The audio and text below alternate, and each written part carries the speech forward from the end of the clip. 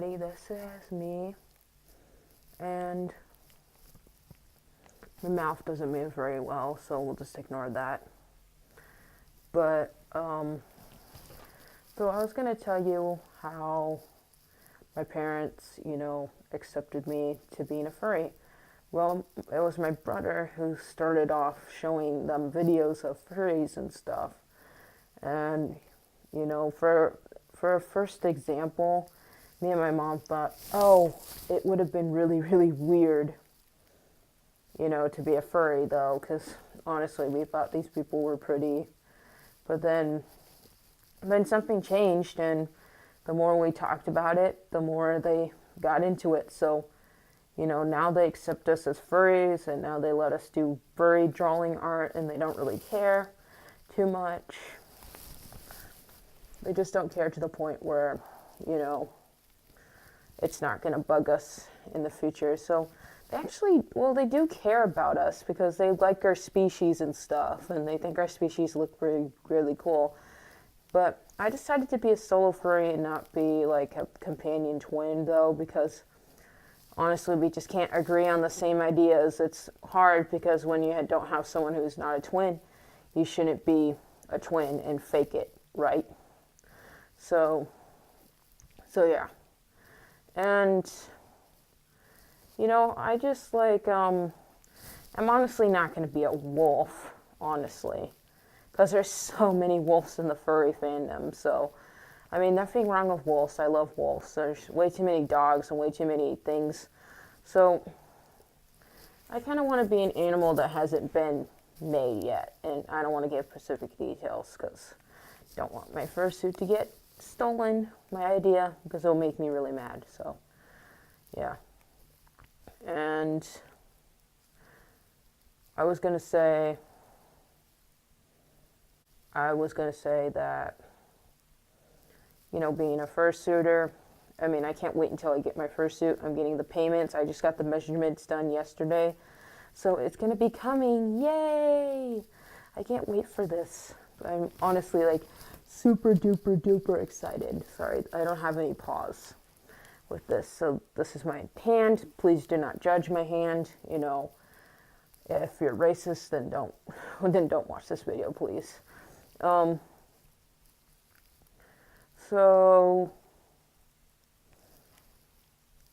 yeah, I might be I don't really see a lot of African American furries, but I'm pretty sure there's some out there. You can't assume that there's not any when there might be a few or more.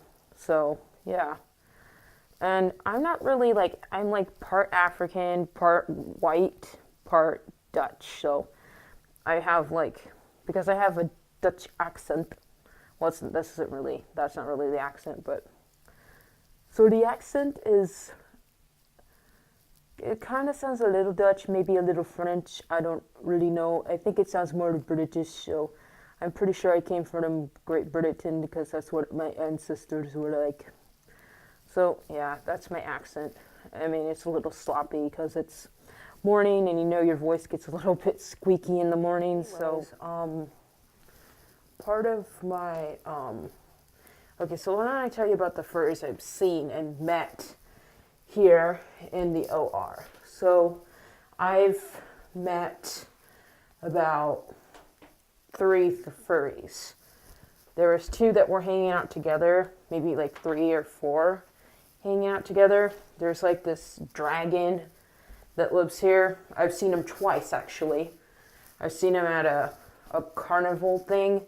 Then I've seen him at I've seen him in Portland, and I have not seen any other furries except when I was at Value Village, and I was in Value Village, and sorry guys, I have talking problems sometimes.